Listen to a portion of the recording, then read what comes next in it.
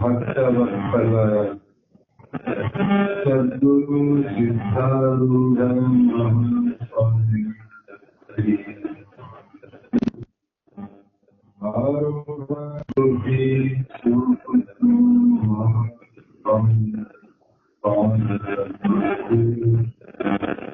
ಶ್ರೋತ್ರಿಯ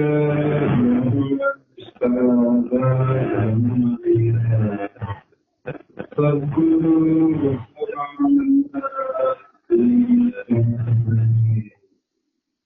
ಅನಂತ ಅನಂತ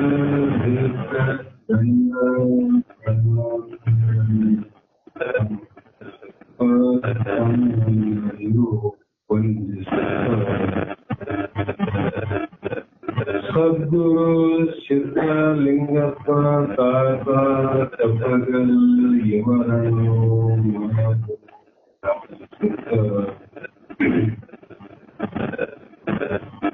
ಶ್ರಾವಣ ಮಾಸದ ಅಂಗವಾಗಿ ಹಮ್ಮಿಕೊಂಡಂತ ಸುಂದರವಾದ ಚಾರಿತ್ರ್ಯವುಳ್ಳಂತ ಮಹಾತ್ಮ ಚರಿತ್ರೆಯಲ್ಲಿ ಒಂದಾದಂತ ಜ್ಯೋತಿ ಬೆಳಗುತ್ತಿದೆ ಎನ್ನುವ ಕಾರಣೀಭೂತರಾದ ಶಿವನ ಅವತಾರಗಳಾಗಿ ಜನಿಸಿದ ಶ್ರೀಮನ್ ಯೋಗಿಯ ಶ್ರೀಚರಣಕ್ಕೆ ಅನಂತ ದೀರ್ಘ ದಂಡ ಪ್ರಣಾಮಗಳನ್ನು ಸಮರ್ಪಿಸುತ್ತ ನಿನ್ನೆ ದಿನ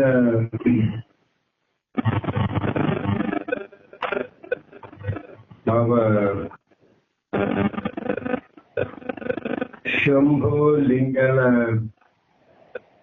ಬೆಟ್ಟವನ್ನು ಬಿಟ್ಟು ತನ್ನ ಹಲವು ಕೃತಿಗಳನ್ನ ರಚಿಸಿ ಅರ್ಧಕ್ಕೆ ನಿಲ್ಲಿಸಿ ಸದ್ಗುರುವಿನ ನೆನಪು ಸ್ಮರಣೆ ಆದಾಗ ಷಡಕ್ಷರಿ ಸ್ವಾಮಿಗಳೊಂದಿಗೆ ಕೂಡಿ ಆ ಸದ್ಗುರುಗಳಾದ ಭುಜಲಿಂಗ ಸ್ವಾಮಿಗಳ ದರ್ಶನವನ್ನ ಅವರ ಸ್ಪರ್ಶವನ್ನ ಅವರ ಮುಂದಿನ ಗ್ರಂಥಗಳಿಗೆ ಶುಭವಾದ ಆಶೀರ್ವಾದವನ್ನು ಪಡೆದು ಷಡಕ್ಷರಿ ಸ್ವಾಮಿಗಳು ವಿಜಯಪುರದ ಮಾರ್ಗವಾಗಿ ಹೊರಟಾಗ ನಿಜಗುಣ ಮಹಾಸ್ವಾಮಿಗಳು ತಾವು ಬಿಟ್ಟು ಹೋದಂತ ಶಂಭುಲಿಂಗನ ಬೆಟ್ಟಕ್ಕೆ ಮರಳಿ ಬಂದಾಗ ಆವತ್ತಿನ ದಿನ ಅತ್ಯಂತ ಸಂಭ್ರಮದ ದಿನವಾಗಿ ಮಹಾಂತ ಸ್ವಾಮಿಗೂ ಅಷ್ಟೇ ಭಗವಂತನ ಸಾಕ್ಷಾತ್ ದರ್ಶನವಾದಂತೆ ಆಗಿ ಅಷ್ಟೇ ಅಲ್ಲದೆ ಅಲ್ಲಿಯ ಸುತ್ತಮುತ್ತಲಿನ ಗ್ರಾಮದ ಅನೇಕ ಭಕ್ತರು ನಿಜಗುಣ ಸ್ವಾಮಿಗಳು ಮರಳಿ ಬೆಟ್ಟಕ್ಕೆ ಬಂದಿದ್ದಾರೆ ಎನ್ನುವ ಸುದ್ದಿಯನ್ನು ಕೇಳಿ ತಂಡೋಪತಂಡವಾಗಿ ಗುಂಪು ಗುಂಪಾಗಿ ಆ ಒಂದು ಶಂಭುಲಿಂಗನ ಬೆಟ್ಟಕ್ಕೆ ಆಗಮಿಸಿ ಅಲ್ಲಿ ಪೂರ್ವಕವಾಗಿ ಸ್ವಾಗತಿಸಿ ಅಂದಿನ ದಿನ ದೇವಾಲಯದ ಗರ್ಭ ಗುಡಿಯ ಮುಂಭಾಗದಲ್ಲಿ ಕುಳಿತು ಎಲ್ಲರಿಗೂ ದರ್ಶನವನ್ನ ಕೊಡುತ್ತಿದ್ದರು ನಿಜಗುಣರು. ಬಂದವರೊಡನೆ ದರ್ಶನವಷ್ಟೇ ಅಲ್ಲದೆ ಸಂದರ್ಭ ಉಚಿತವಾದ ಸಂಭಾಷಣೆಗಳನ್ನ ಮಾತುಕತೆ ಆಡುವ ಅಷ್ಟೇ ಅಲ್ಲದೆ ಇನ್ನು ಅನಂತ ರೀತಿಯ ಕುಶಲ ಉಪಚಾರವನ್ನ ಎಲ್ಲರಲ್ಲಿ ಮಾಡ್ತಾ ಇದ್ರು. ಆವಾಗ ಶಂಭುಲಿಂಗನ ಪೂಜೆ ಮುಗಿದ ನಂತರ ಅಲ್ಲಿನ ಬಂದ ಭಕ್ತರೆಲ್ಲರೂ ನಿಜಗುಣರ ದರ್ಶನವನ್ನ ಪಡೆದು ಮರಳಿ ಹೋಗತೊಡಗಿದರು. ಆನಂತರ ನಿಜಗುಣರ ಸಮಯ ಬಹಳ ಆಗಿತ್ತು. ಸಾಯಂಕಾಲದ ನಿತ್ಯ ಕರ್ಮಗಳನ್ನ ಎಲ್ಲವೂ ಇವರು ಆ ದಿನ ಯೋಗಿಗಳು. ಅಷ್ಟೊತ್ತಿಗೆ ಮಹಾಂತ ಸ್ವಾಮಿ ಅವರ ಅಭ್ಯಾಸವನ್ನು ಕೋಣೆ ಬೇರೆ ಪ್ರತ್ಯೇಕವಾಗಿತ್ತು. ನಿಜಗುಣ ಅಭ್ಯಾಸ ಮಾಡುವ ಕೋಣೆ. ಆ ಕೋಣೆಯಲ್ಲಿ ಅಭ್ಯಾಸವನ್ನು ಮಾಡ್ತಿದ್ರು. ನಂತರ ಏಕಾಂತದಲ್ಲಿ ಗ್ರಂಥಗಳನ್ನ ಬರೆದ. ಆ ಕೋಣೆಗೆ ಪ್ರತಿನಿತ್ಯ ದೀಪವನ್ನು ಬೆಳಗಿಸಿ ದೀಪದಿಂದ ಅತ್ಯಂತ ಸ್ವಚ್ಛವಾಗಿಟ್ಟಂತ ಮಹಾಂತ ಸ್ವಾಮಿಗಳು ಆ ದಿನ ರಾತ್ರಿ ನಿಜಗುಣ ಸ್ವಾಮಿಗಳು ಮಲಗಲು ಅದೇ ಕೋಣೆಯನ್ನು ಸ್ವಚ್ಛ ಮಾಡಿ ಅಲಂಕಾರವನ್ನು ಮಾಡಿ ಮತ್ತು ಅವರು ಪ್ರತಿನಿತ್ಯ ಗ್ರಂಥಗಳನ್ನ ಬರೆಯಲಿಕ್ಕೆ ಏನೇನು ಸಾಮಗ್ರಿಗಳು ಬೇಕು ಆ ಸಾಮಗ್ರಿಗಳ ಜೊತೆಗೆ ದೊಡ್ಡದಾದ ಒಂದು ದೀಪವನ್ನು ಬೆಳಗಿಸಿ ಆಗ ತಮ್ಮ ಕೋಟೆಗೆ ಹೋದಾಗ ಮಹಾಂತಪ್ಪನನ್ನು ವಿಚಾರ ಮಾಡಿದ್ರು ನಿಜಗುಣರು. ಹೇ ಮಹಾಂತಪ್ಪ, ನಾನು ಇಷ್ಟು ದಿನ ಬೆಟ್ಟವನ್ನು ಬಿಟ್ಟು ಹೋಗಿದ್ದೆ. ನಾನು ಬರುವಷ್ಟು ದಿನದ ಮಧ್ಯದಲ್ಲಿ ಎಲ್ಲವೂ ಚೆನ್ನಾಗಿ ನಡೆಯುತ್ತಿದ್ದೆ ಅಥವಾ ಏನಾದರೂ ಕಷ್ಟಗಳು ಆದವೆ ಅಂತ ನಿಜಗುಣ ಸ್ವಾಮಿಗಳು ಮಹಾಂತ ಸ್ವಾಮಿಗಳನ್ನು ಕೇಳ್ತಾರೆ. ನಾನಿದ್ದಿಲ್ಲಪ್ಪ, ಎಲ್ಲ ಜವಾಬ್ದಾರಿ ನಿನ್ನ ಮೇಲಿತ್ತು. ಏನೇನು ಕಷ್ಟ ಆಯಿತು, ಏನೇನು ತೊಂದರೆ ಆದವು, ಅಥವಾ ಗುರುನಾಥನ ಆಶೀರ್ವಾದದಿಂದ ಶಂಭುಲಿಂಗನ ಕೃಪೆಯಿಂದ ಏನೂ ಕೊರತೆ ಇಲ್ಲದೆ ನಡೆದುಕೊಂಡು ಹೋದವು ಹೇಗೋ ಅನ್ನುವಂತ ಪ್ರಶ್ನೆ ಮಾಡಿದಾಗ ಮಹಾಂತ ಸ್ವಾಮಿ ಹೇಳಿದ, ಗುರುಗಳೇ, ತಮ್ಮ ಆಶೀರ್ವಾದದಿಂದ ಯಾವುದೂ ಕೊರತೆ ಇಲ್ಲ. ಗುರುಗಳೇ, ತಮ್ಮ ಪ್ರವಾಸ ಸುಖಕರವಾಗಿ ಮುಗಿಯಿತೆ. ನಮ್ದಂತೂ ದೇವರ ಆಶೀರ್ವಾದಕ್ಕೆ ಯಾವ ತೊಂದರೆ ಆಗಿಲ್ಲ.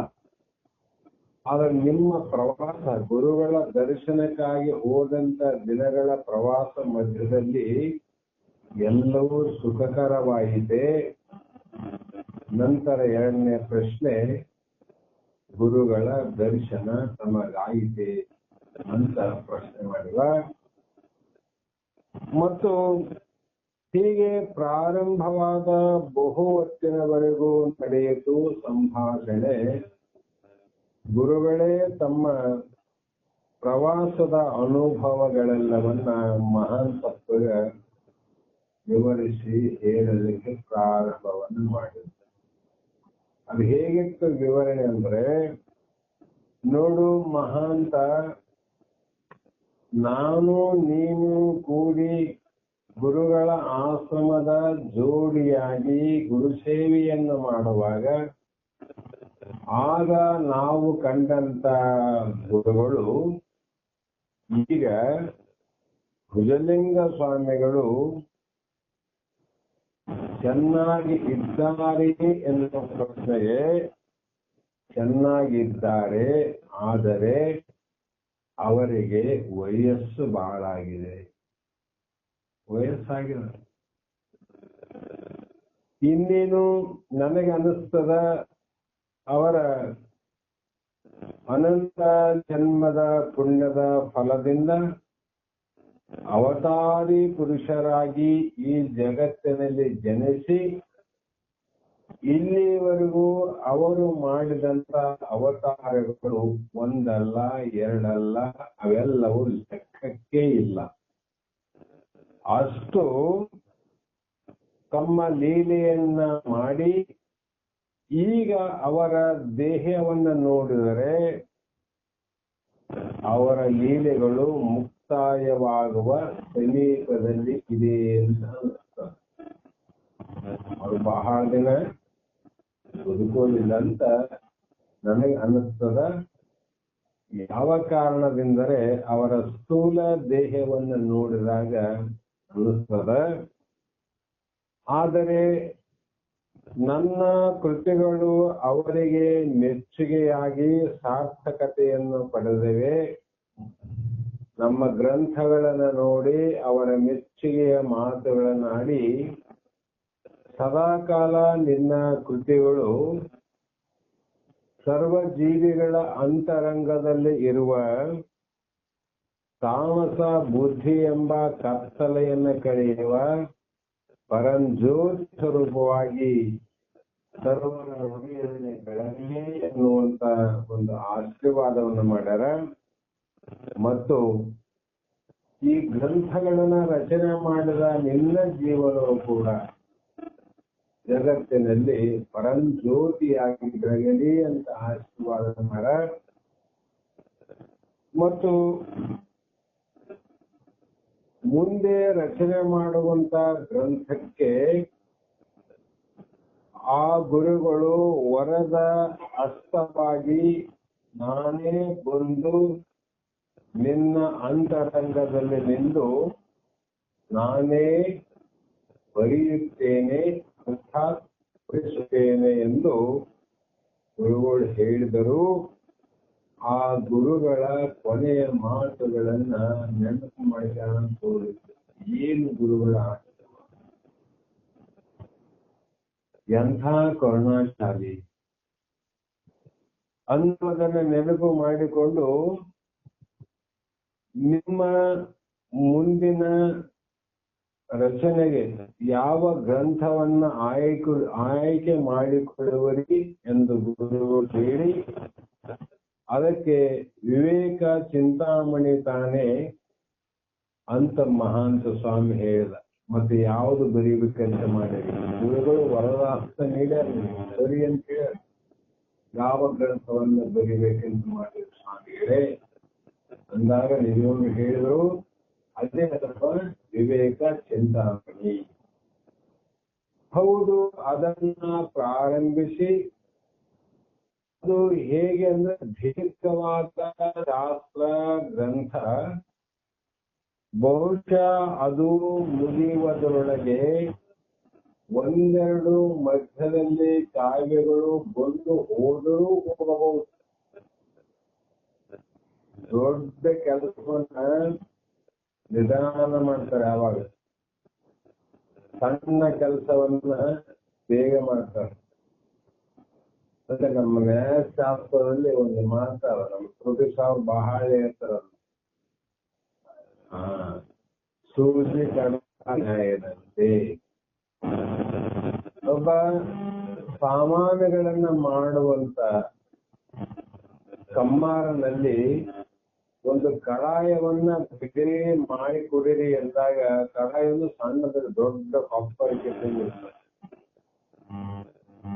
ಆತ ಬಂದ ಅದೇ ವೇಳೆಗೆ ಒಬ್ಬ ವ್ಯಕ್ತಿ ಒಂದು ಕಬ್ಬಿಣದ ತುಂಡನ್ನು ಹಿಡಿದುಕೊಂಡು ಇದು ಡಬ್ಬಣದ ಆಕಾರ ಅಥವಾ ಸೂಜಿ ಆಕಾರ ಮಾಡಿ ಕೊಡ್ರಿ ಅಂದ್ರೆ ಯಾವುದು ಮೊದಲು ಮಾಡ್ತಾನೆ ಅವನು? ಸೂಜಿ ಕಡಾಣಿಯನ್ನು ಮೊದಲು ಮಾಡ್ತಾನೆ.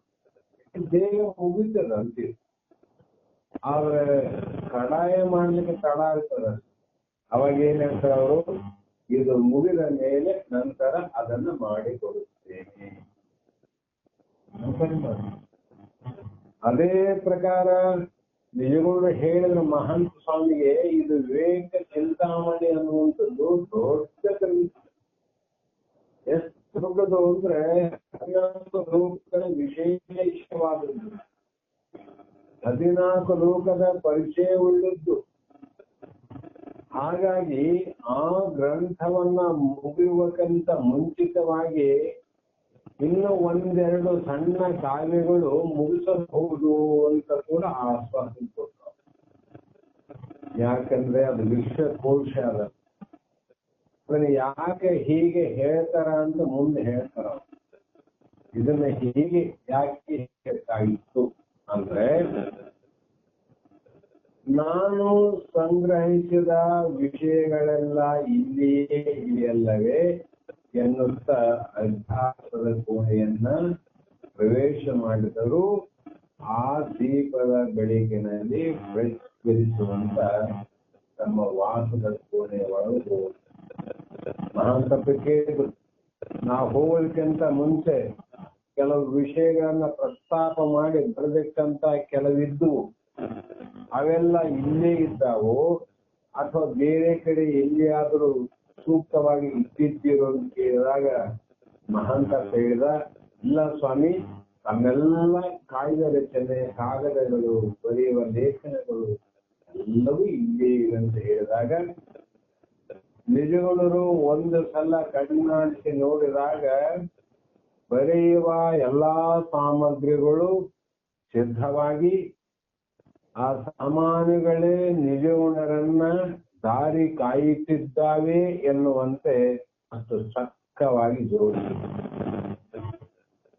ಅವೇ ಪೆನ್ನು, ಕಾಗದ, ಅದಕ್ಕಂತ ಸಲಕರಣೆ ಎಲ್ಲವೂ ತಯಾರಿದ್ದು ಎಲ್ಲಿ ನೋಡುವುದು ಸಿಕ್ಕಿರಬೇಕು.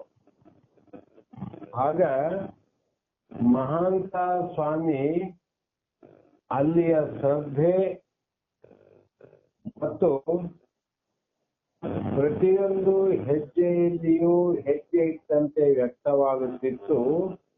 ಅದನ್ನು ಕಂಡು ನಿಜಗುಣರ ಹೃದಯ ಮೆಚ್ಚುಗೆಯಿಂದ ಉಬ್ಬಿತು. ಅಷ್ಟೇ ಅಲ್ಲ, ಕುಣಿದಾಡಿತ್ತು ಎನ್ನಮನ. ಅವ್ರ ಮನಸ್ಸು ಅಷ್ಟು ಕುಣಿದಾಡ್ತು, ಅಷ್ಟು ಸಂತೋಷ, ಆನಂದ ಆಯ್ತು. ಎಂಥ ಶಿಷ್ಯ! ಇಷ್ಟೆಲ್ಲವನ್ನ ಅಷ್ಟು ಚೊಕ್ಕಾಗಿ ತಯಾರಿ ಇಟ್ಟ ಅಂದ್ರೆ ಎಷ್ಟು ನನ್ನ ಪ್ರತಿಯೊಂದು ಕಾರ್ಯದಲ್ಲಿ ಹೆಜ್ಜೆಯಲ್ಲಿ ಹೆಜ್ಜೆಯನ್ನಿಟ್ಟು ನನ್ನ ಪ್ರತಿಯೊಂದು ಕಾರ್ಯ ಪೂರ್ಣವಾಗಲಿಕ್ಕೆ ಸಹಕರಿಸುವಂತ ಮಹಾಂತಪ್ಪ, ಆಹಾ ಮಹಾಂತಪ್ಪ ಅಂತ ಆಶ್ಚರ್ಯಪಟ್ಟು ಮತ್ತೆ ವಿಚಾರ ಮಾಡಿದ್ರು. ಜಗತ್ತಿನಲ್ಲಿ ಯಾವುದಾದರೂ ಒಂದು ದೊಡ್ಡ ಕೆಲಸ ಆಗಬೇಕಾಗಿದೆ, ಯಾವುದಾದ್ರೂ ಇರಲಿ, ಪ್ರಪಂಚದೇ ಇರಲಿ, ಪಾರಮಾರ್ಥನೇ ಇರಲಿ, ಗುರು ಶಿಷ್ಯರದೇ ಇರಲಿ, ಆ ದೊಡ್ಡ ಕಾರ್ಯ ಕೆಲಸ ಆಗಬೇಕಾದರೆ ಆ ಕಾರ್ಯದಲ್ಲಿ ದಡ್ಡರಾಗಿ, ದೊಡ್ಡ ಕಾರ್ಯ ಆಗಬೇಕಾದ್ರೆ ಎಷ್ಟೊಂದು ಜನ ದಡ್ಡರಾಗಿ ಮತ್ತು ಮೌನವಾಗಿ ಎಲೆಮರೆಯ ಕಾಯಿಯಂತೆ ದುಡಿಯುತ್ತಿದ್ದಾರೆ. ದುಡಿತಾರೆ, ಅದ್ರಲ್ಲಿ ಗಮನವಿರುತ್ತವ ಮಹಾತ್ಮರಿಗೆ. ನಾವು ದೊಡ್ಡ ಕಾರ್ಯ ನಾನೇ ಮಾಡಿದೆ ಅಂತ ಎಂದು ಅಹಂಕಾರಕ್ಕೆ ಒಳಗಾಗೋದಿಲ್ಲ. ಎಷ್ಟು ನೋಡಲಿಕ್ಕೆ ದಡ್ಡರಂತೆ ಕಂಡರೂ ಕೂಡ ಮೌನವಾಗಿ ತಾವು ಮಾಡಿದ ಕಾರ್ಯಗಳ ನೆನಪನ್ನು ಮಾಡದೆ ಎಲೆಮರೆಯ ಕಾಯಿಯಂತೆ ಎಷ್ಟೋ ಕೈಗಳು ದುಡಿದಿರ್ತಾವ. ಅದರಂತೆ ಮಹಾಂತಪ್ಪ ಅದನ್ನು ಸಾಧಿಸಿದ ಕೀರ್ತಿ ಯಾವುದೋ ಒಬ್ಬ ವ್ಯಕ್ತಿಗೆ ದೊರಕಬಹುದು. ಮಹಾಂತಪ್ಪಗೆ ಹೇಳ್ತಾರೆ, ದೊಡ್ಡ ಕೆಲಸ ಆಗಬೇಕಾದ್ರೆ ಎಷ್ಟೋ ಮಂದಿ ಅದರ ದುಡಿಮೆ ಇರ್ತದ, ದುಡಿಮೆ ಫಲ ಇರ್ತದ.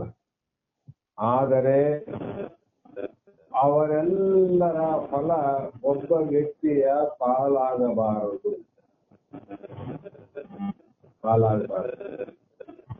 ಆ ಕಾರಣ ಅವರಿಗೆ ದೊರಕಿದರೂ ದೊರಕಬಹುದು, ಆದರೆ ಅದರ ಹಿಂದೆ ಎಷ್ಟೋ ಜನರ ತ್ಯಾಗ ಇರುತ್ತದೆ.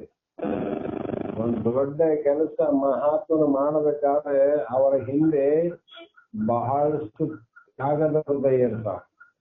ತ್ಯಾಗವೇ ಪುರುಷನ್. ತ್ಯಾಗ ಅಂದ್ರೆ ಏನ್ರಿ? ಮತ್ತೆ ಹೋಗ್ಬೇಕು, ವಿಚಾರ ಮಾಡ್ಬೇಕು. ತ್ಯಾಗ ಅಂದ್ರೆ ಹೆಂಡರು ಮಕ್ಕಳನ್ನ ಬಿಡುವುದು ತ್ಯಾಗ ಅಲ್ಲ. ಅಣ್ಣ ತಮ್ಮರನ್ನ ದೂರ ಹಾಕುವುದು ತ್ಯಾಗ ಅಲ್ಲ. ನಮಗೆ ಇರತಕ್ಕಂತ ಸಂಪತ್ತನ್ನ ಬಿಟ್ಟು ಹೋಗುವುದು ತ್ಯಾಗ ಅಲ್ಲ. ಬಿಟ್ಟು ಹೋಗುವ ತ್ಯಾಗ ಅಲ್ಲ. ಮತ್ತೆ ಇದಕ್ಕೆ ತ್ಯಾಗ ಅಂತ ವಿಚಾರ ಮಾಡ್ತಾರೆ. ಇದನ್ನ ಬಿಟ್ಟವರು ಬಹಳ ಮಂದಿ ಆದ ಜಗತ್ತಿನ.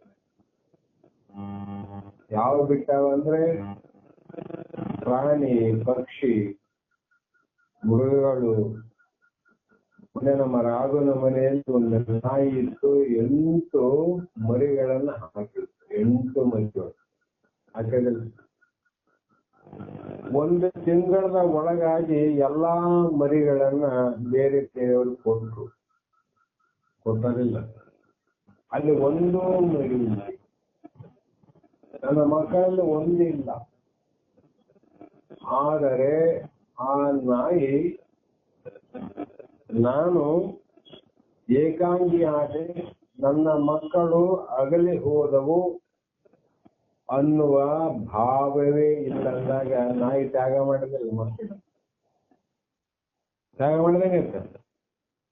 ಅಂದ್ರೆ ನಾಯಿಗೆ ಮೋಕ್ಷ ಏನು? ನಾಯಿಗೆ ಹೇಳಕ್ ಬರ್ತದೆ ಮೋಕ್ಷ ಇಲ್ಲ.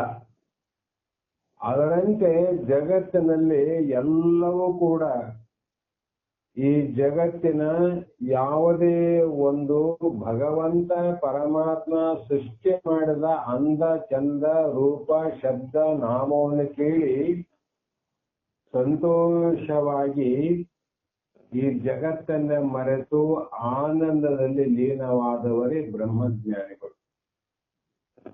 ಅವಶ್ಯ ಮಾಡೋದು. ಅಜ್ಞಾನಿಗಳಿಗೆ ಏನಾಯ್ತು ಅಂದ್ರೆ ಆ ಒಂದು ಸೃಷ್ಟಿಯ ಸೊಬಗನ್ನ, ಸೌಂದರ್ಯವನ್ನ, ಪರಮಾತ್ಮನ ಲೀಲೆಯನ್ನು ನೋಡದೆ ಅದೆಲ್ಲವೂ ನನ್ನದು ನಂದು ಅನ್ನುವ ಅಹಂಕಾರಕ್ಕ ಮತ್ತು ಮಮಕಾರಕ್ಕ ಮೋಹಕ್ಕ ಒಳಗಾಗಿ ಆ ಪಕ್ಷಿಗಳು ಎಲ್ಲರ ಜೊತೆಯಲ್ಲಿ ಕೂಡಿದವು. ಒಂದೊಂದಕ್ಕೆ ಅಗಲಿದಾಗ ಯಾವ ಒಂದೊಂದು ಚಿಂತೆ ಮಾಡಿದ್ರು. ಮಕ್ಕಳು 8 ಮಂದಿ, 8 ಮಕ್ಕಳು ಒಬ್ಬ ತಾಯಿಯಲ್ಲಿ ಚಿಂತೆ ಮಾಡಲ್ಲ. ಮರಿಗಳಿಗೆ ತಾಯಿಯ ಯೋಚನೆ ಇಲ್ಲ, ತಾಯಿಗೆ ಮಕ್ಕಳ ಯೋಚನೆ. ಇದು ಎಂಥ ತ್ಯಾಗ ಅಂತ. ಈ ತ್ಯಾಗ ಅಲ್ಲೇನು? ಇದು ತ್ಯಾಗ. ಇನ್ನ ಒಡಲಲ್ಲಿ ಹುಟ್ಟಿದ ಮಕ್ಕಳ ಮೋಹವೇ ಇಲ್ಲ ಅಂದಾಗ, ದೊಡ್ಡ ತ್ಯಾಗವನ್ನು ಮಾಡಿದಾಗ ಇನ್ನ ಅನಿತ್ಯವಾದಂತ ಅಶಾಶ್ವತವಾದಂತ ಧನಕನಕದ ತ್ಯಾಗ ಮಾಡೋದೇನು ದೊಡ್ಡ ಮಾತಲ್ಲ. ಹಟ್ಟಿ ಚಿನ್ನದ ಗಣಿ ತನ್ನ ಭೂಮಿಯಲ್ಲಿರುವಂತ ಬಂಗಾರವೆಲ್ಲವನ್ನ ತ್ಯಾಗ ಮಾಡಲ್ಲ. ಅದಕ್ಕೆ ಬಂಗಾರ ನಮ್ಮ ಕೈಗೆ ಬಂತ. ಭೂಮಿ ತ್ಯಾಗ ಮಾಡಿಲ್ಲ. ತನ್ನ ಒಡಲಲ್ಲಿ ಇರುವಂತ ಅನಂತ ಬೆಲೆ ಬಾಳುವಂತ ಲೋಹವನ್ನ ಅದು ನಮಗೆ ಕೊಡ್ತದಂದ್ರೆ ಅದು ತ್ಯಾಗ ಮಾಡಿದ್ರೆ ನಾವು ಪಡಿಲಿಕ್ಕ. ಅದು ತ್ಯಾಗ ಮಾಡದೇ ಇದ್ರೆ ಅದ್ರಲ್ಲಿ ಬಂಗಾರ ಹೆಂಗ್ ಸಿಗ್ತದೆ ಅಂತ ನಮಗೆ. ಇದು ನಾನೇ ಅಂತ ಹೇಳಿದ್ರೆ, ಒಂದು ಪರ್ವತದಲ್ಲಿ ಇರುವಂತ ಪ್ರಕೃತಿಯ ನೇಮನಾದ ಒಂದು ಕಲ್ಲಿನಲ್ಲಿ ವಜ್ರಗಳೇ ಸಿಗ್ತಾವ. ಆ ಕಲ್ಲು ನನ್ನಲ್ಲಿ ಬೆಲೆ ಬಾಳುವ ವಜ್ರ ಅಂತ ಆ ವಜ್ರಗಳನ್ನು ಬಿಟ್ಟು ಕೊಡದಿದ್ರೆ ವಜ್ರ ಯಾರಿಗೂ ಸಿಗುತ್ತಿದ್ದಿಲ್ಲ. ಒಂದು ನದಿಯಲ್ಲಿ ಹುಟ್ಟುವಂತ, ಸಮುದ್ರದಲ್ಲಿ ಹುಟ್ಟುವಂತ ಒಂದು ಚಿಪ್ಪಿನ ತಯಾರಾದ ಮುತ್ತು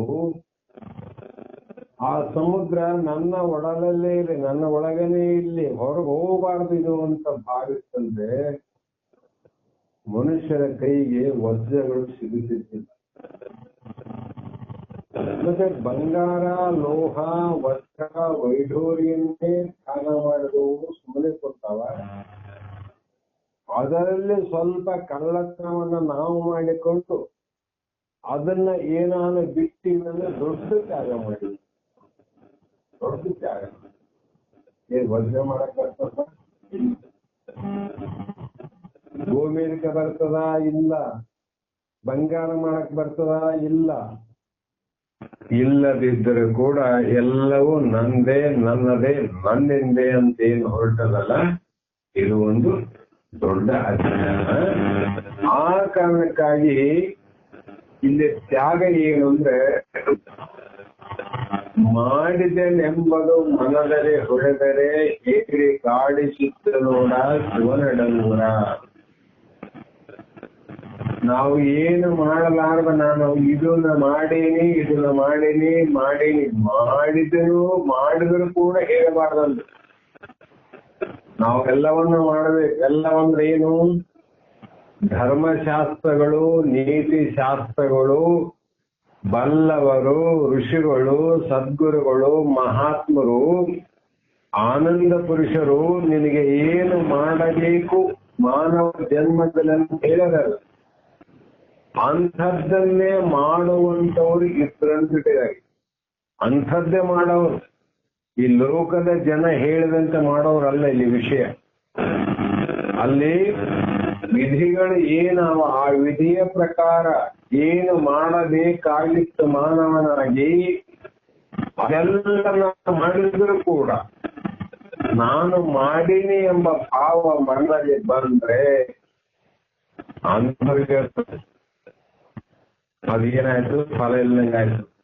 ಹೇಳಿ ಕಾಡಿಸಿತ್ತು ನೋಡ ಶಿವನಡಂಗುರ.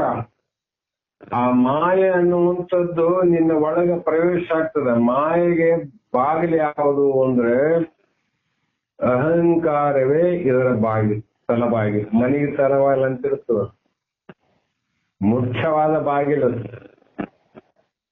ಅದರಂತೆ ಮಾಯೆ ಮನದಲ್ಲಿ ಪ್ರವೇಶ ಮಾಡಬೇಕಾದ್ರೆ ಯಾವ ಬಾಗಿಲಲ್ಲಿ ಅಂದ್ರೆ ನಾನು ಅನ್ನುವ ಅಹಂಕಾರ ಏನದ, ಆ ಅಹಂಕಾರದಿಂದ ಮನದೊಳು ಪ್ರವೇಶವನ್ನು ಮಾಡಿ ಅನಂತ ರೂಪವನ್ನ ಧರಿಸಿ ನಮ್ಮನ್ನ ಮೋಹಿತರನ್ನಾಗಿ ಮೋಹಕ್ಕ ಒಳಗಾಗುವಂತೆ ಮಾಡುವುದು ಯಾವುದಂದ್ರೆ ಮಾಯೆ. ಅದು ಯಾವಾಗ ಪ್ರವೇಶ ಆಗ್ತದ? ನಾ ಮಾಡ್ತೀನಿ. ಮತ್ತೆ ಹೇಗಿದೆ ಅಂದ್ರೆ ಮಾಡಿದೆನೆಂಬುದು ಮನದಲ್ಲಿ ಹೊಳೆಯುತ್ತೆ.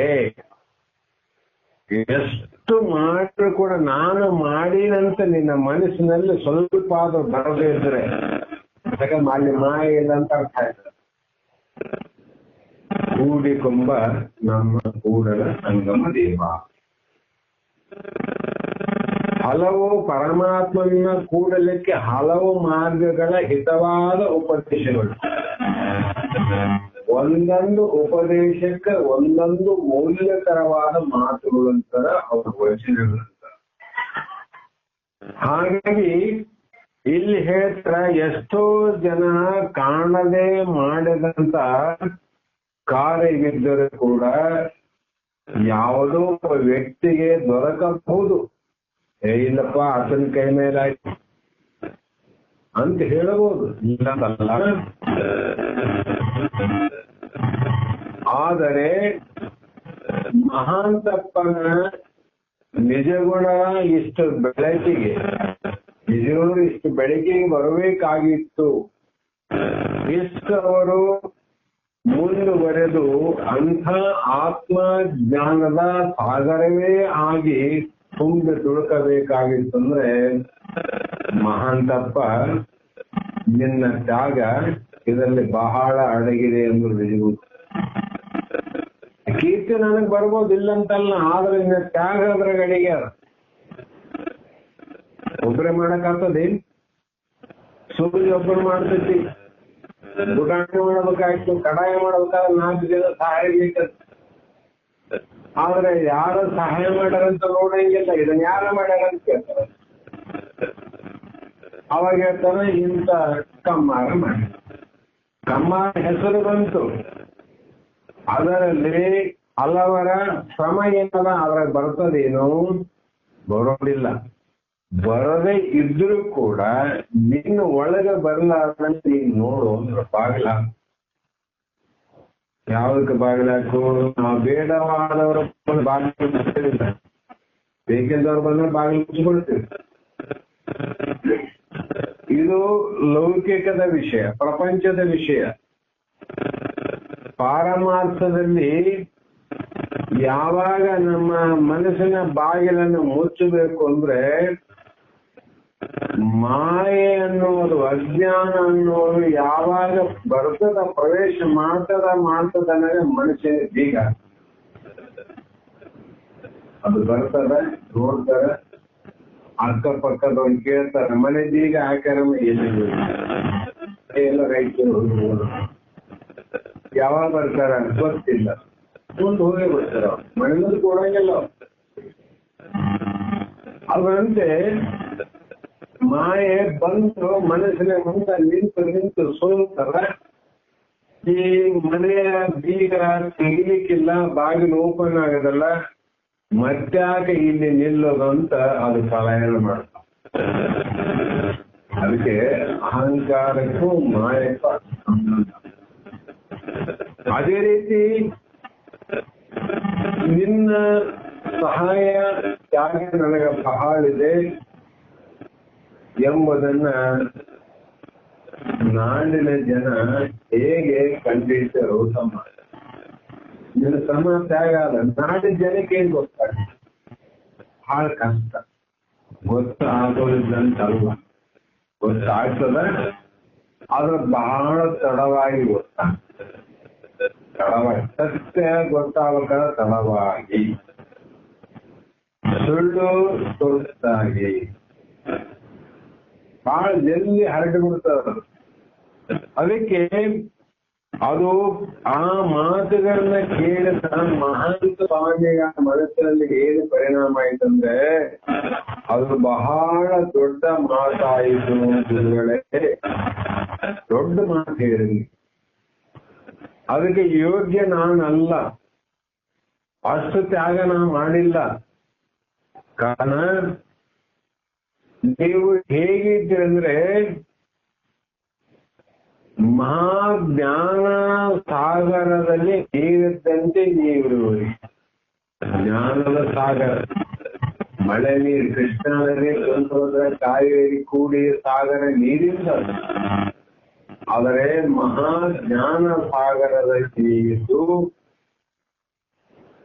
ಒಂದು ಆ ಸಾಗರದ ಒಂದು ಹನಿ ಬಿಂದುವಿನ ಲಕ್ಷಣವಾದರೂ ಯೋಗ್ಯತೆಯಾದರೂ ನನಗೆ ಇದ್ದಿದ್ರೆ ಎಷ್ಟು ಕಿಂಕರ ಭಾವ, ಅಷ್ಟೆಲ್ಲ ಮಾಡಿ ಮಾಡಿ ಎಷ್ಟು ಕಿಂಕರ ಭಾವ ಅದು ನನಗಿದ್ದರೆ ಅದು ನಿಮ್ಮ ಕರುಣೆಯ ಫಲವೇ ವಿನಃ ಮತ್ತಾವುದಲ್ಲ. ಏನಿಲ್ಲಂದ್ರೆ ನಮ್ಗೆ ಹೇಳ್ತೀರಂದ್ರೆ ನಿಮ್ಮ ಕರುಣೆ ನನ್ನ ಮೇಲೆ ಅದ, ನಿಮ್ಮ ಪ್ರೇಮ ಅದ, ನಿಮ್ಮ ಪ್ರೀತಿ ಅದ. ತಾವು ಬರುವುದು ಇನ್ನೆಷ್ಟು ದಿನಗಳಾಗಬಹುದು, ವರ್ಷಗಳಾಗಬಹುದು ಎಂದು ನಿತ್ಯ ಶಂಭುಲಿಂಗನ ಎದುರು ನಾನು ಹಾರೈಸುತ್ತಿದ್ದೆ. ಗುರುಗಳು ಆದಷ್ಟು ಬೇಗ ಸುಖಕರವಾಗಿ ಮರಳಿ ಮತ್ತೆ ಯಾವಾಗ ಬರುತ್ತಾರೋ ಶಂಭುಲಿಂಗ ಅಂತ ಬೇಡಿಕೊಟ್ಟಿದ್ದೆ. ನನ್ನ ಬೇಡಿಕೆ ಶಂಭುಲಿಂಗನ ಮನೆ ಮುಟ್ಟಿದ್ದೆ. ನನ್ನ ಬೇಡಿಕೆ ಅವರು ಮನೆ ಮುಟ್ಟದ. ಶಂಭುಲಿಂಗನಿಗೆ, ಪರಮಾತ್ಮನಿಗೆ ನೀವು ಬಂದಿರಿ, ನಾನು ಇನ್ನ ಮೇಲೆ ನಿಶ್ಚಿಂತ. ಇಲ್ಲಿವರೆಗೂ ನಮ್ಗೆ ಇರ್ತಾವ, ಚಿಂತೆ ಇರಂಗಿಲ್ಲ, ಚಿಂತೆಗಳು ಬಹಳ ಇರ್ತಾವ. ಮನೆ ಚಿಂತೆ ಬೇರೆ, ಇವನ್ನ ನಾವು ಬಗೆಹರಿಸಂತೀವಿ. ಮನೆ ಚಿಂತೆ 4 ಮಂದಿಗೆ ಅಷ್ಟು ಸೀಮಿತ. ಮಠದ ಚಿಂತೆ ಸಾವಿರಾರು ಮಂದಿಗೆ ನಿದ್ದೆಗಳಂಗ್ ಮಾಡ್ತಾವ. ಎಲ್ಲ ಬಂದು ಕೆಲವು ಚಿಂತೆಗಳು ಉತ್ಪತ್ತಿ ಆಗ್ಯಾವ. ಮಠದ ಸ್ವಾಮಿಗೆ, ಮಠದಲ್ಲಿರ್ತಕ್ಕಂಥ ಭಕ್ತರಿಗೆ, ಶಿಷ್ಯರಿಗೆ, ಅಲ್ಲಿ ಸೇವೆ ಮಾಡೋರಿಗೆ, ಅಲ್ಲಿ ಅಭ್ಯಾಸ ಮಾಡೋ ಹುಡುಗರಿಗೆ ಎಲ್ಲರೂ ಚಿಂತೆ ಮಾಡಂಗೆ ಆಗಿರ್ತದೆ. ಮಠದಲ್ಲೇ ಇಷ್ಟು ಚಿಂತೆ, ಮನೆಯಲ್ಲಿ ಚಿಂತೆ ಅಂದ್ರೆ ಯಾವ ಚಿಂತೆ ದೊಡ್ಡದು ಅಂತ ನೀವೇ ವಿಚಾರ ಮಾಡಿ. ಬಸವಾನಂದ ಮಹಾಸ್ವಾಮಿ ಹೇಳ್ತಿದ್ರು, ನಾವ್ ಯಾಕೆ ಅವ್ರ ಮಾತು ತಗೊಂತು ಅಂದ್ರೆ ಅವರ ಮಾತುಗಳು ವೇದ ವಾಕ್ಯ ಅಂತ, ಅನುಭವದ ಮಾತು. ಕೆಲವರು ಹಿಡಿಸ್ತಾವ, ಕೆಲವು ಹಿಡಿಸಂಗಿಲ್ಲ, ಕೆಲವು ಒಪ್ತಾರ, ಕೆಲವು ಒಪ್ಪಂಗಿಲ್ಲ. ಆ ಪ್ರಶ್ನೆ ಅದು ಜಗದ ನಿಯಮ. ನೋಡು, ಮಠದಲ್ಲಿ ಇದ್ರೆ ಬೇಸು ಅಂತ ನೀ ತಿಳ್ಕೊಂಡು ಸಣ್ಣ ಮನೆಯ ಸಣ್ಣ ಸಂಸಾರದ ವಿಷಯವನ್ನ ಅರ್ಥಗಳನ್ನ ಆದಗಳನ್ನ ತಾಳಲಾರದೆ ಮಠಗಳೇ ಬಹಳ ಶ್ರೇಷ್ಠ, ಅಲ್ಲಿ ಹೋದ್ರೆ ಈ ಕಷ್ಟ ಯಾವ ಇರಂಗಿಲ್ಲ ಅಂತ ನೀನು ಅವಿಚಾರಿಯಾಗಿ ಮಠಕ್ಕೆ ಹೋದ್ರೆ, ವಿಚಾರ ಮಾಡಿ ಹೋದವರಿಗೆ ಪ್ರಶ್ನೆ ಇಲ್ಲ, ತಕ್ಷಣ ವೈರಾಗ್ಯವನ್ನು ತಾಳಿ ಮಠಕ್ಕೆ ಹೋದಂದ್ರೆ ಮಠದಲ್ಲಿ ಹೋಗಿ ಸ್ವಲ್ಪ ದಿನ ಇರುವಾಗ ಸ್ವಲ್ಪ ದಿನ ಮಠದಾಗ ಕಾಲ ಮಾಡಿದ್ರೆ ಅವಾಗ ಗೊತ್ತಾಗ್ತದ ಮಠದಲ್ಲಿ ಎಷ್ಟು ಸುಖ ಅದ, ಮನೆಯಲ್ಲಿ ಎಷ್ಟು ಸುಖ ಅಲ್ಲಿದ್ದಾಗ ಗೊತ್ತಾಗ್ತದೆ. ಅದಕ್ಕೆ ಹೇಳ್ತಿದ್ರು ಅವರು, ಗೃಹಸ್ಥಾಶ್ರಮನ ಶ್ರೇಷ್ಠತೆ ಬಂದಾಗ ಘನತೆ ಬಂದಾಗ ಹೇಳ್ತಿದ್ರು ಅವರು, ನೋಡು ನೀವು ಬಹಳ ಸುಮಾರು ಅಂತ ತಿಳ್ಕೊಂಡ್ರಿ ಗೃಹಸ್ಥಾಶ್ರಮದವರು, ನೀವು ದೊಡ್ಡ ಮಠಗಳೇ ಬಹಳ ಶ್ರೇಷ್ಠ ಅಂತ ಹೇಳ್ಕೊಂಡ್ರಿ, ಮಠಗಳು ಶ್ರೇಷ್ಠ ಅಂತ ಅಲ್ಲ ಅಂತ ಅರ್ಥ ಅಲ್ಲ, ಆದರೆ ಎಲ್ಲಾ ಮಠಗಳು ಶ್ರೇಷ್ಠ ಅಂತ ಅನ್ನಂಗಿಲ್ಲ. ವಿಚಾರ ಮಾಡಿ ಅಲ್ಲಿ ಇದ್ದಾಗ ಗೊತ್ತಾಗ್ತದ. ನಮ್ಮಲ್ಲಿ ಎಷ್ಟೋ ಮಂದಿ ನಮಗ್ ಬಂದು ಹೇಳ್ಯಾರ, ಮಠದಾಗಿದ್ದವ್ರು 6 ತಿಂಗಳಿದ್ದವರು, ವರ್ಷ ಇದ್ದವರು, ಅಂದ್ರೆ ಬೇರೆ ವಿಚಾರ ಮಾಡಂಗಿಲ್ಲ, ಗಣಮಕ್ಕಳೇ ಹೇಳಿದ ಮಾತು. ನಾನು ಹೆಣ್ಮಕ್ಳ ಬಗ್ಗೆ ಹೇಳ್ತಾ ಇಲ್ಲ, ಬಹಳ ಕಷ್ಟ ಅಲ್ಲ.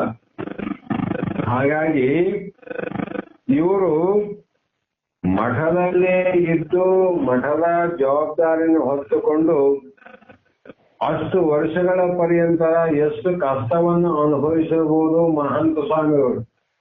ಅದಕ್ಕೆ ಹೇಳ್ತಾರೆ, ಇವತ್ತು ನಾನು ನಿಶ್ಚಿಂತನಾದೆ, ಯಾಕೆ ನೀವು ಬಂದಿರಲ್ಲ ಅಂದಾಗ ನಾಳೆಯಿಂದಲೇ ತಾವು ಎಂದಿನಂತೆ ತಾವು ಕೃತಿ ಅಂದ್ರೆ ಗ್ರಂಥವನ್ನ ರಚನೆ ಮಾಡಲಿಕ್ಕೆ ಪ್ರಾರಂಭವನ್ನು ಮಾಡಿ ಗುರುಗಳೇ ಅಂತ ಹೇಳಿದಾಗ ನಿಜಗುಣರ ಉದ್ದೇಶವೂ ಅದೇ ಆಗಿತ್ತು. ತಕ್ಷಣ ಮರುದಿನದಿಂದಲೇ ವಿವೇಕ ಚಿಂತಾಮಣಿ ಎನ್ನುವ ಗ್ರಂಥವನ್ನ ರಚನೆ ಮಾಡಲಿಕ್ಕೆ ಪ್ರಾರಂಭ ಮಾಡಿದರು. ಇಲ್ಲಿವರೆಗೂ ಗ್ರಂಥವನ್ನ ರಚನೆ ಮಾಡುವುದಕ್ಕಿಂತ ಮುಂಚಿತವಾಗಿ ಆ ಗ್ರಂಥಕ್ಕೆ ಬೇಕಾದಂತ ಕೆಲವು ವಿಷಯಗಳನ್ನ ಮೊದಲೇ ಸಂಗ್ರಹ ಮಾಡಿದ್ರು. ಇದು ಬೇಕು, ಇದು ಬೇಕು, ಇದು ಹಾಕ್ಬೇಕು, ಇದು ಹಾಕ್ಬೇಕಂತ ಹಿಂದೆ ಕೆಲವು ವಿಭಾಗಗಳನ್ನ ಮಾಡಿಕೊಳ್ಳುತ್ತಾ ಹೋಗಿ ಅವುಗಳನ್ನ ಮತ್ತೊಮ್ಮೆ ಪರಿಶೀಲಿಸಿ ಸಮಾನವಾಗಿ ಭಾಗಗಳನ್ನ ಮಾಡಬೇಕು.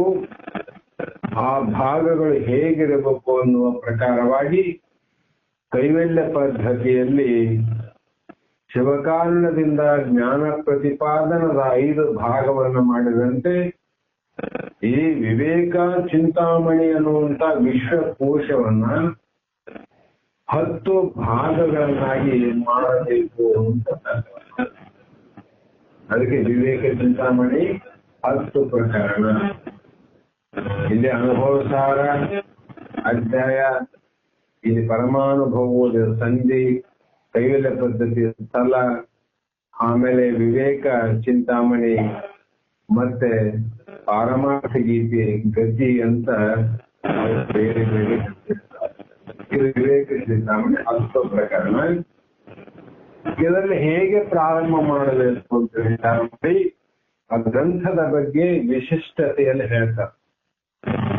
ಒಬ್ಬ ಕನ್ಯೆಯನ್ನ ಕೊಡುವಂತ ಬೀಗರ ಮನೆಗೆ ಬಂದಾಗ ವರನ ಬಗ್ಗೆ ಎಷ್ಟೋ ಗುಣಗಳನ್ನ ತಿರುವಿ ಹೇಳಿದ್ದೆ ಅವನ ಗುಣ ಹಿಂಗಾವ, ಅವನೇ ಇಂಥವನ, ಸೌಮ್ಯನ, ಶಾಂತ್ಯನ, ಅವನು ದುಶ್ಚಟದಿಂದ ದೂರನ, ಇವೆಲ್ಲವನ್ನ ನಾವು ಹೇಳ್ತೇವೆ, ಸಹಜವಾಗಿ ಹೇಳ್ಬೇಕಾಗ್ತದೆ. ಆ ಹುಡುಗಿಯಲ್ಲಿ ಹೋದಾಗ ಕೂಡ ಅವರು ಹುಡುಗಿಯ ಬಗ್ಗೆ ಹೇಳ್ತಾರೆ, ನಮ್ಮ ಹುಡುಗಿ ಹೇಗಿದ್ದಾರೆ. ಅಂದ್ರೆ ಗ್ರಂಥವನ್ನ ರಚನೆ ಮಾಡುವಾಗ ನಿಜವರು ಹೇಳ್ತಾರೆ, ಈ ವಿವೇಕ ಚಿಂತಾಮಣಿ ಹೇಗೆಂದ್ರೆ ಶ್ರೀಮದ್ ಅನೇಕ ಲೋಕ ಹಿತಮಾಗಿರೆ ವೇದ ಪುರಾಣ ಶಾಸ್ತ್ರಗಳು ನೇಮಿಸಿ ತೋರ್ಪ ವಿಶ್ವ ವಿಷಯಗಳ ಸಂಸ್ಥಿತಿಯಂ ವಿವೇಕ ಚಿಂತಾಮಣೆಯೆಂದು ತಲ್ವಕ ಸರಿಟ್ಟು ಮಹಾಕವಿತಾ ಪ್ರಬಂಧವಂ ಪ್ರೇಮದೀಪೇವೆ ನಾನು ಇದನ್ನೇ ನೀನು ಒಲಿದು ಆಲಿಸು ಶಂಭುಲಿಂಗವೇ. ಎಲ್ಲರೂ ಗ್ರಂಥ ಬರ್ದಾರೆ, ಬಹಳ ಮಂದಿ ಬರ್ದಾರೆ.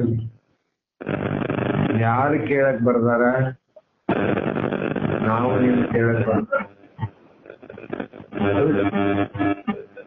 ನಾವು ನೀವು ಆನಂದದಿಂದ ಸಂತೋಷದಿಂದ ಕೇಳಲಿಕ್ಕೆ ಅನಂತ ಚರಿತ್ರೆಗಳು ಬಂದವ ಜಗತ್ತಿನಲ್ಲಿ. ಆದ್ರೆ ನಿಜಗುಣರ ಒಂದು ವಿಶೇಷತೆ ಈ ಗ್ರಂಥದಲ್ಲಿ ಏನಾದ್ರು ಅಂದ್ರೆ, ಪ್ರಾರಂಭದ ವೃತ್ತಿಯಿಂದ ಇದರಲ್ಲಿ ಶಾಸ್ತ್ರೋಕ್ತವಾದ ವಿಶ್ವ ವಿಷಯಗಳ ಸಂಸ್ಕೃತಿ ಅಂತ. ನಾನು ಹೇಳುವಂತ ಪ್ರತಿಯೊಂದು ಮಾತು ಶಬ್ದ ಇದು ಶಾಸ್ತ್ರ ಸಮ್ಮತವಾಗಿ, ಪುರಾಣಗಳ ಸಮ್ಮತವಾಗಿ, ಆಗಮಗಳ ಸಮ್ಮತವಾಗಿ, ವೇದ ಆಮ್ನಾಯದ ಸಮ್ಮತವಾಗಿ ಈ ಗ್ರಂಥದಲ್ಲಿ ನಾನು ರಚನೆ ಮಾಡಿದ್ದೇನೆ ವಿನಃ ಪ್ರಮಾಣ ಇಲ್ಲದ ಯಾವುದೇ ವಿಷಯವನ್ನು ಈ ಗ್ರಂಥದಲ್ಲಿ ನಾನು ಬರೆದಿಲ್ಲ, ಬರೆದಿಲ್ಲ. ದಿಕ್ಕದರ ಗ್ರಂಥ. ಯಾರು ಏನ ಬರ್ತಾರ ಪ್ರಮಾಣ ಏನಂದ್ರೆ, ಇಲ್ಲ ನನಗೆ ಹಿಂಗ ಅನಿಸ್ತದ ನಾ ಬರ್ದಾರಂದ್ರೆ ಇನ್ನೊಬ್ಬರಿಗೆ ಹಂಗ ಬರ್ತೇನೆ. ಏನ್ ಅವ್ರದ್ದು ನೋಡ್ಬೇಕು ಸತ್ಯ ಅಂತ, ಇವ್ರದ್ದು ನೋಡ್ಬೇಕು ಸತ್ಯ ಅಂತ. ಅವ್ರದ್ದು ಒಂದ್ ಕಡೆ ಇರ್ಲಿ, ಇವ್ರದ್ದು ಒಂದ್ ಕಡೆ ಇರ್ಲಿ. ಆಮೇಲೆ ಪ್ರಮಾಣ ಏನದ, ಪ್ರಮಾಣಕ್ಕೆ ಎಲ್ಲರ ತಲೆವಾವು. ಅದಕ್ಕೆ ಜಗತ್ತಿನಲ್ಲಿ ಪ್ರಮಾಣ ಮಾಡಿ ಹೇಳಪ್ಪ ಒಂದೇ ಮಾತ್ರ ಮುಗ್ತದೆ ಅಂತ ಪ್ರಮಾಣ ಮಾಡಿ ಹೇಳ್ಬಿಡ, 108 ಮಾತಾಡಬೇಡ, ಮುಗಿಸ್ಬೇಡ ಅಂದರೆ ಅರ್ಥ ಆ ಪ್ರಮಾಣಕ್ಕೆ ಎಲ್ಲರೂ ಒಪ್ಪಲೇಬೇಕು, ತಲೆ ತಗ್ಗಿಸಬೇಕು ಅಂತ ಅರ್ಥ. ಮತ್ತೆ ಇಲ್ಲಿ ಪ್ರಮಾಣವನ್ನ ಕೊಟ್ಟು ಹೇಳ್ತಾರಂದ್ರೆ ಇದು ಯಾರಿಗೆ ಪ್ರಮಾಣ? ಸರ್ವರಿಗೂ. ಜಗತ್ತಿನಲ್ಲಿ ಅನುಭವ ಸಾರವಾಗಿ ಬರದ ಅದರಂತೆ ಸರ್ವರಿಗೂ ಪ್ರಮಾಣ, ಎಲ್ಲರಿಗೂ ಪ್ರಮಾಣ. ಅಷ್ಟೇ ಅಲ್ಲದೆ ಇದಕ್ಕ ಏನಂತ ಹೆಸರಿಡ್ತೀನಿ ಅಂದ್ರೆ ವಿವೇಕ ಚಿಂತಾಮಣಿ ಅಂತ. ವಿವೇಕ ಅಂದ್ರೆ ವಿಚಾರ. ವಿಚಾರ ಅಂದ್ರೆ ಯಾವುದು ವಿಚಾರ? ಸಂಸಾರದ ವಿಚಾರ ಅಲ್ಲ, ಪರಮಾತ್ಮನ ಜೀವಾತ್ಮನ ವಿಚಾರ. ಪರಮಾತ್ಮ ಅಂದ್ರೆ ಯಾರು? ಜೀವಾತ್ಮ ಅಂದ್ರೆ ಯಾರು?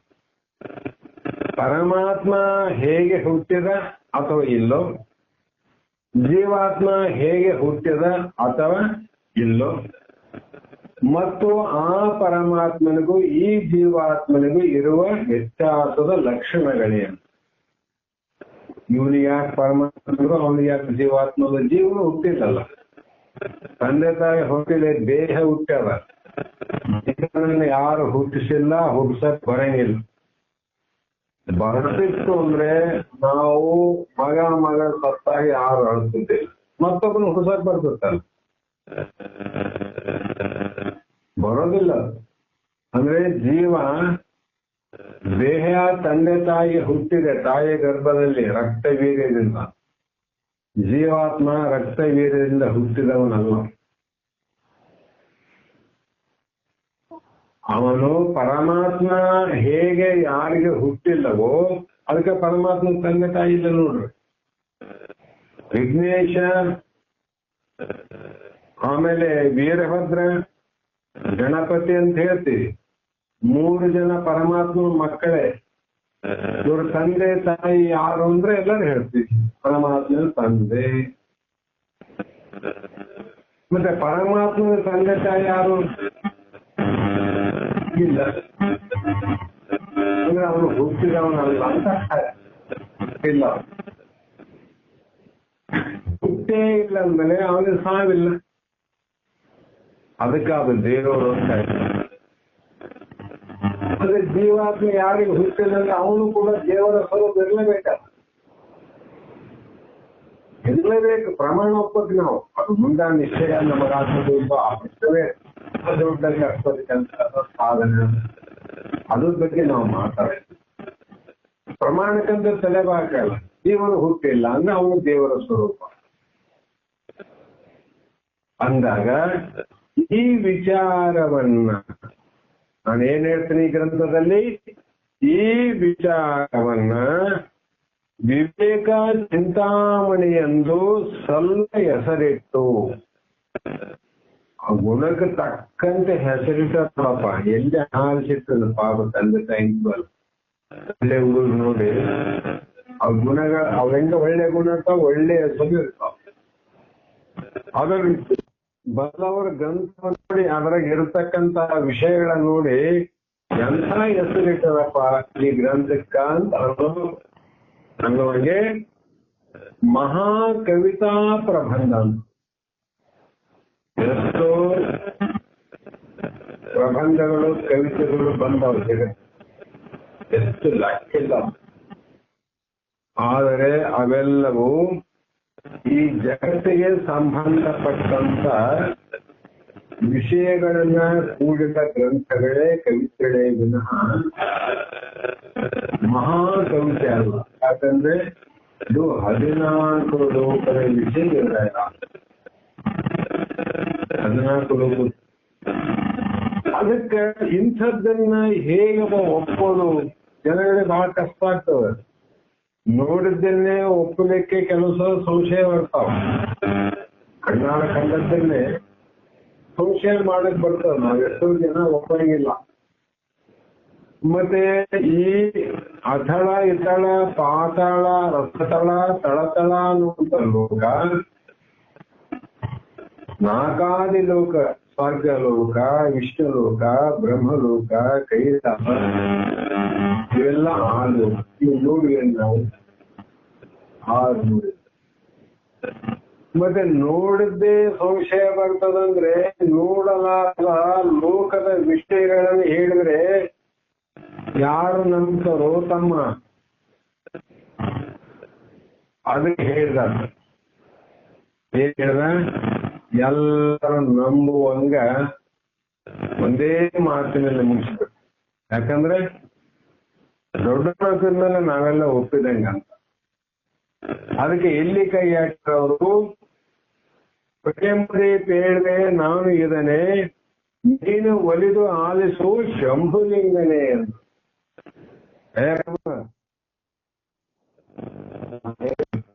ಪ್ರೇಮದಿಂದ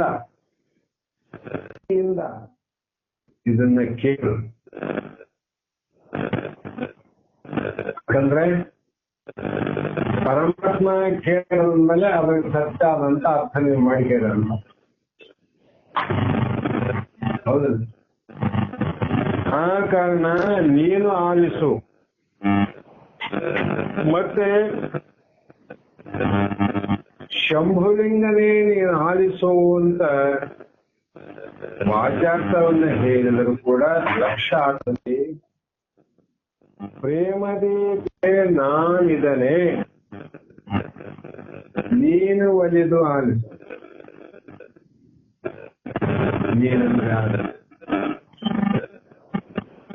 ನಿನ್ನ ಒಳಗಡೆ ಇರುವಂತ ಚೈತನ್ಯ ಸ್ವರೂಪನಾದ ಪರಮಾತ್ಮನ, ಹೇ ಪರಮಾತ್ಮನೇ ನೀನು ಆಲಿಸು.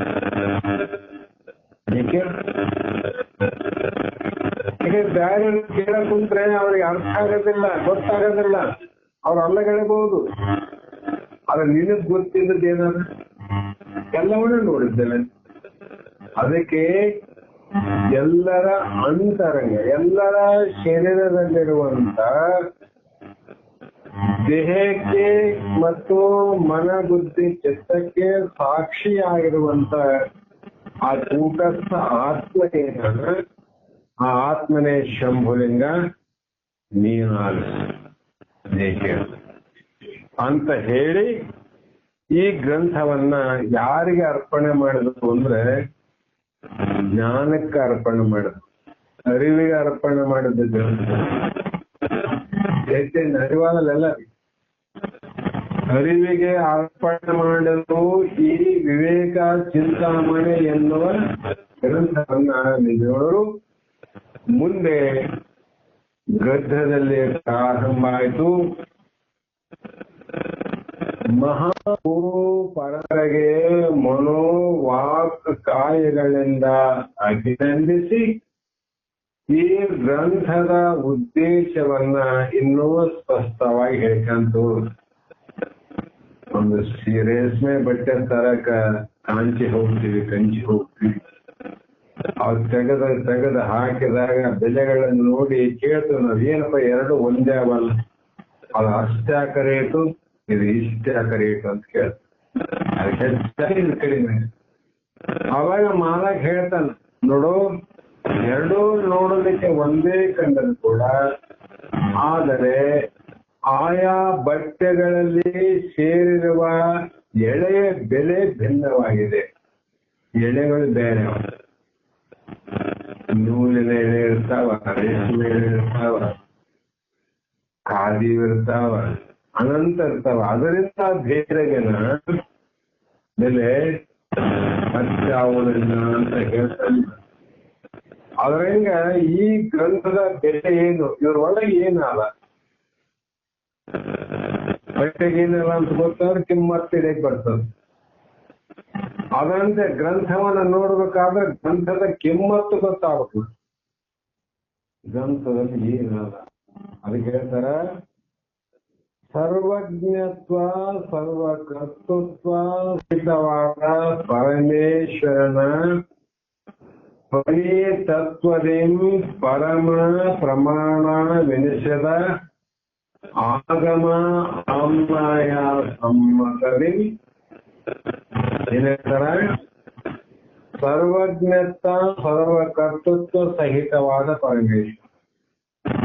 ಪರಮೇಶ್ವರ ಸರ್ವಜ್ಞ ಅಂದ್ರೆ ಎಲ್ಲವನ ಬಲ್ಲವನು ಸರ್ವ, ಎಲ್ಲ ಗೊತ್ತವ. ಪರಮಾತ್ಮ ಅಂದ್ರೆ ಎಲ್ಲ ಗೊತ್ತಿದ್ದವ. ಇಂಥ ಗೊತ್ತಿಲ್ಲ ಅನ್ನಂಗಿಲ್ಲ, ಇಂಥದ್ದು ತಿಳಿದಿಲ್ಲ ಅನ್ನಂಗಿಲ್ಲ. ಏನು ಒಂದು ಯಾವುದು ಗೊತ್ತಿಲ್ಲ ಅಂದ್ರೆ ಅವನು ಸರ್ವಜ್ಞ ಆಗತ್ತಲ್ಲ. ಸರ್ವವನ್ನು ಬಲ್ಲವನೇ ಸರ್ವಜ್ಞ. ಅಂಥ ಸರ್ವಜ್ಞತ್ವ ಶಕ್ತಿ ಯಾರಿಗಿದೆ ಅಂದ್ರೆ ಪರಮೇಶ್ವರನಿಗಿದೆ. ಮತ್ತು ಸರ್ವ ಕರ್ತೃತ್ವ ಸಹಿತ. ಕರ್ತೃತ್ವ ಅಂದ್ರೆ ಎಲ್ಲಾ ಕಾರ್ಯಗಳನ್ನ ಮಾಡುವಂತ ಶಕ್ತಿ ಸಮೇತವಾಗಿ ಉಳ್ಳವನು ಪರಮಾತ್ಮ. ಎಲ್ಲ ತಿಳಿದಿರ್ಬೇಕು, ಎಲ್ಲವನ್ನ ಮಾಡೋದು ಗೊತ್ತಿರಬೇಕು. ಆ ಮಾಡಿದ ಮೇಲೆ ಅದು ಮುಂದೆ ಏನೇನು ಮಾಡ್ತದ, ಅದರಿಂದ ಏನೇನು ಆಗುತ್ತದೆ ಅನ್ನುವ ಕಲ್ಪನೆ ಕೂಡ ಇರಬೇಕು. ಪರಮಾತ್ಮ ಯಾರು ಗೊತ್ತದ. ಮಾನವನಾಗಿ ಹುಟ್ಟಿ ಮುಂದೆ ಏನೇನು ಮಾಡುವವನು, ಆನೆಯಾಗಿ ಹುಟ್ಟಿ ಏನು ಮಾಡ್ತದ, ಹಾವು ಚೇಳು ನರಿ ಹಂದಿಯಾಗಿ ಏನು ಮಾಡ್ತದ ಮುಂದ ಅಂತ ಅವನು ಗೊತ್ತದಿಲ್ಲ ಪರಮಾತ್ಮ. ಅದಕ್ಕೆ ಅವು ಹುಟ್ಟಿದ ತಕ್ಷಣ ಮುಂದೆ ಏನೇನು ಮಾಡಬೇಕು ಪರಮಾತ್ಮ ಮಾಡ್ಯಾನ, ಮುಂದೆ ಇದೇ ಮಾಡ್ತೀನಿ. ಅದಕ್ಕೆ ತಪ್ಪಭೂಷಣ ಹೇಳ್ಯಾರ, ಪ್ರತಿಯೊಂದು ಪ್ರಾಣಿಗಳ ಬಗ್ಗೆ ವಿಚಾರಗಳ ಬಗ್ಗೆ ಒಂದು ಅದ್ಭುತವಾದ ಒಂದು ಪದ್ಯವನ್ನು ಮಾಡ್ಯಾರ. ಈಗ ಸಾಮಾನ್ಯ ಒಂದು ಹೇಳ್ತೀನಿ, ಹೆಣವನ್ನ ತಿಂಬುವ ಅದೇನಂತಾರ ಕೆರವ ಅಂದ್ರೆ ಏನದು ಕಟ್ಟಿಗೆರ್ಕಂತ. ಸತ್ಯ ಹೆಣಗಳನ್ನೇ ಹುಡುಕಿ ತಿಂತಾರ. 3 ದಿನ 5 ದಿನ ಬಂದೋಬಸ್ತ ಮಾಡೋದ್ರೊಳಗ ಹೆಣವನ್ನ ಹರ್ಕೊಂಡು ತಿಂದಿರ್ತಾರ. ಆ ಹೆಣವನ್ನ ತಿನ್ನುವಂತ ಇಕ್ಸು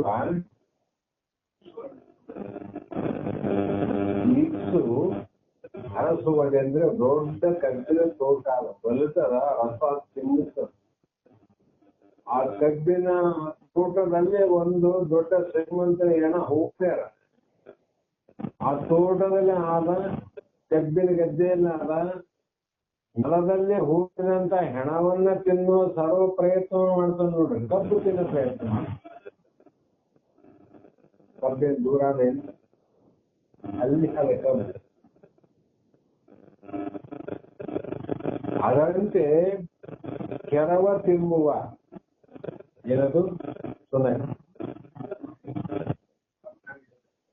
ಒಂದು ನಾಯಿ ಕಾಲಲ್ಲಿ ಹಾಕಿ ಹರಿದು ಬಿಟ್ಟಂತ ಒಂದು ಚಪ್ಪಲಿಯನ್ನ ತಿನ್ನುವ ಪ್ರಯತ್ನ ಮಾಡ್ತದ. ಅದಕ್ಕಾಗಿ ಹರಸಾಹಸ ಪಡ್ತದ, ಎಷ್ಟು ಪ್ರಯತ್ನ ಮಾಡ್ತದ. ಆದರೆ ಅದರ ಪಕ್ಕದಲ್ಲಿ ಸಕ್ಕರೆಯ ಪಾನಕ ಅಥವಾ ಸಕ್ಕರೆ ಅಂತ ಹೇಳಿ ಅದು ಇಟ್ರೆ ನಾಯಿ ಮುಂದ ಎರಡಿಟ್ಟು ನೋಡ್ರಿ ಕೆಲವು ತಿಂತದೆ. ಯಾಕ ಸಕ್ಕರೆ ತಿನ್ಬೋದಲ್ರಿ, ಕಬ್ಬು ಕಡಿಯು ತಿನ್ಬೋದಾಗಿರ್ತದೆ, ಇದನ್ನ ಯಾಕೆ ಬಯಸ್ತದ? ಅದು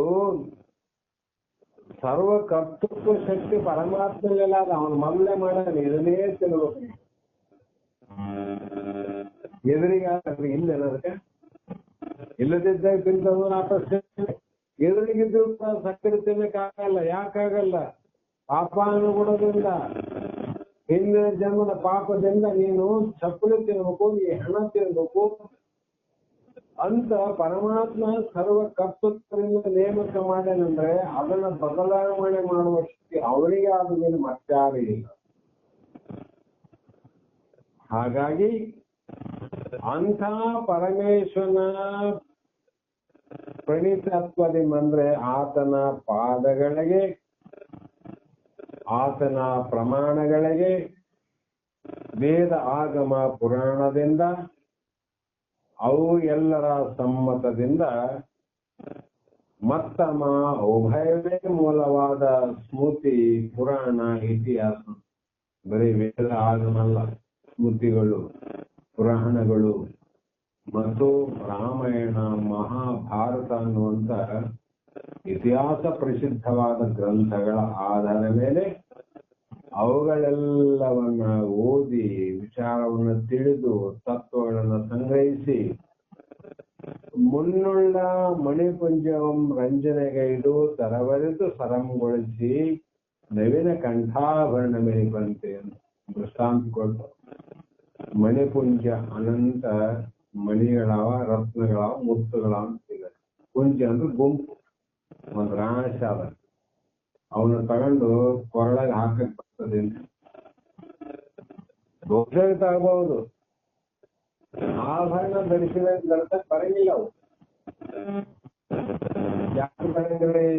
ಅವು ಮಣಿಗಳು, ವಜ್ರಗಳು ಆಗಿಲ್ಲ.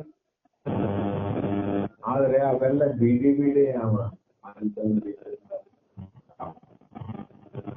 ಅವೆಲ್ಲವನ್ನ ಒಟ್ಟಿಗೆ ಸೇರಿಸಿ ಕೂಡಿಸಿ ಒಂದು ದಾರದಲ್ಲಿ ಕಟ್ಟಿ ಹಾಕಿದಾಗ ಕೊಳ್ಳಲ್ಲಿ ಆಭರಣ ಅಂತ ಎಲ್ಲ ಸಂಭವಿಸುತ್ತದೆಯೋ, ಏನ್ ಆಭರಣ, ಎಷ್ಟು ಕಿಮ್ಮತ್ತು. ಆ ಗುಂಪಿದ್ದ ಕಿಮ್ಮತ್ತಿದ್ದಿಲ್ಲ. ಈಗ ಒಟ್ಟುಗೂಡಿಸಿ ಗುಂಪಾದಾಗ ಕಿಮ್ಮತ್ತಾಯ್ತಲ್ಲ, ಅದರಂತೆ ಕಂಠಾಭರಣವೆನಿತಂತೆ ಅಲ್ಲಿ ಇಲ್ಲಿ ವೇದದಲ್ಲಿ, ಸ್ಮೃತಿಯಲ್ಲಿ, ಶ್ರುತಿಯಲ್ಲಿ, ಆಗಮಗಳಲ್ಲಿ, ಪುರಾಣಗಳಲ್ಲಿ, ಇತಿಹಾಸಗಳಲ್ಲಿ ಅಲ್ಲಲ್ಲಿ ಒಂದು ಒಂದು ಒಂದು ಬಿಡಿಬಿಡಿಯಾಗಿರ್ತಕ್ಕಂಥ ತತ್ವಜ್ಞಾನಕ್ಕೆ ಬೇಕಾದಂತ, ವಿಶ್ವಜ್ಞಾನಕ್ಕೆ ಬೇಕಾದಂತ ಅವುಗಳನ್ನು ಆರಿಸಿ ವಿವೇಕ ಚಿಂತಾಮಣಿ ಎನ್ನುವ ಗ್ರಂಥದಲ್ಲಿ 10 ಗಂಟುಗಳನ್ನಾಗಿ ಪೂರ್ಣಿಸಿ. 10 ಪ್ರಕರಣ ಅಂದಲ್ಲ, ತಾಳಿಗೆ 10 ಗಂಟು, 2 ಏನಾಗ್ತಾರೆ, 3 ಆಗ್ತಾರೆ.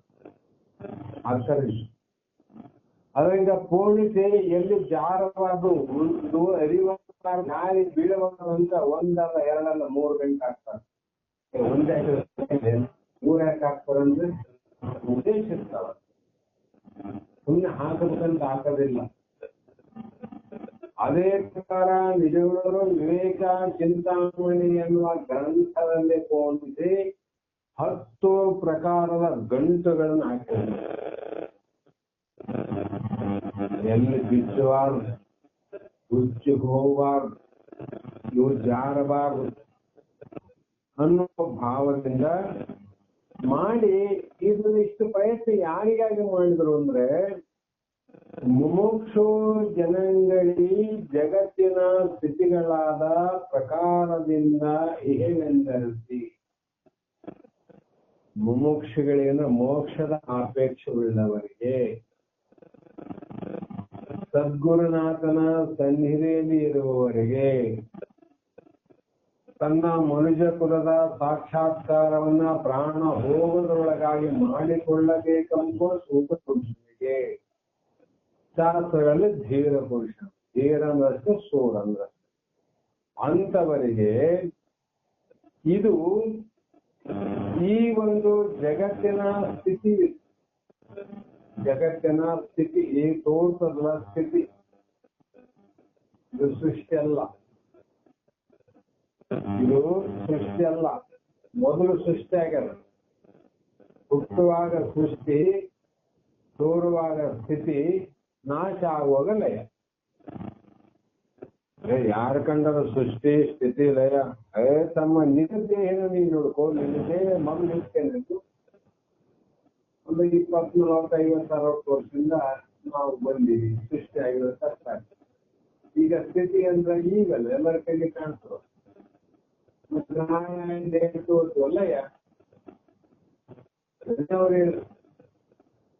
ಇದಕ್ಕ ಸೃಷ್ಟಿ, ಸ್ಥಿತಿ ಮತ್ತು ಲಯ ಇವುಗಳು ಜಗತ್ತಿನ ಸ್ಥಿತಿಗಳು, ಜಗತ್ತಿನ ನಿಯಮಗಳು.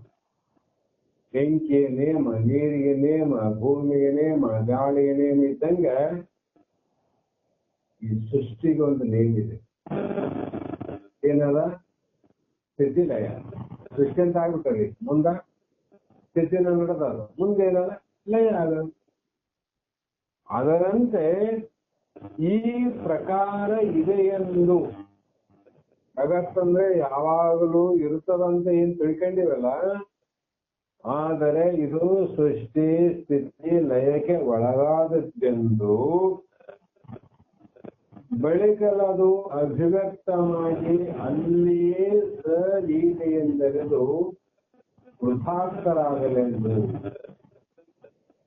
ಆ ಬ್ರಹ್ಮನ ಸೃಷ್ಟಿ, ವಿಷ್ಣುವಿನ ಸ್ಥಿತಿ, ರುದ್ರನ ಲಯ ಅಂತೀವಿ ನಾವು. ಅವ್ರು ನೋಡಿವೇನ್ರಿ? ನಾವು ನೋಡಿಲ್ಲ.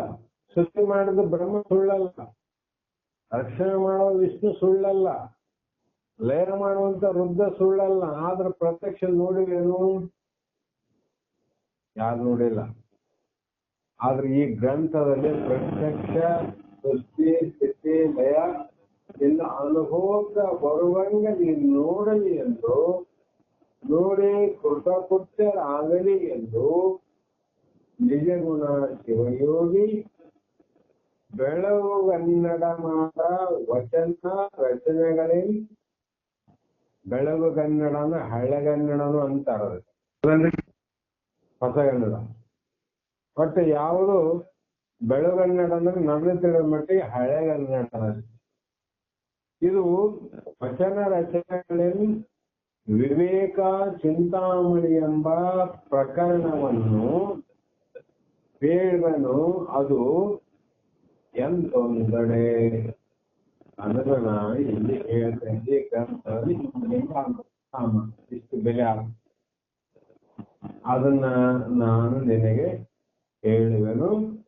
ಶಂಭುಲಿಂಗ, ನೀನು ಇದನ್ನು ಒಲಿದು ಆಲಿಸು ಅನ್ನುವಂತ ಗ್ರಂಥವನ್ನ ಶಂಭುಲಿಂಗನ ಬೆಟ್ಟದಲ್ಲಿ ಪುನಃ ರಚನೆಗೆ ಪ್ರಾರಂಭ ಮಾಡ್ತಾರ ನಿಜವನ ಶಿವಯೋಗಿಗಳು ಅನ್ನುವಂತ ಮಾತನ್ನು ಹೇಳಿ, ನಾಳೆ ಮತ್ತೆ ಏನು ನಡೆಯುತ್ತಿದೆ ಅನ್ನುವುದನ್ನ ನಾವು ನೀವು ಕೇಳಿ ಕೃತಾರ್ಥ ಆಗೋಣ ಅನ್ನುವಂತ ಭಾವದಿಂದ ಮಂಗಲವನ್ನು ಹೇಳೋಣ.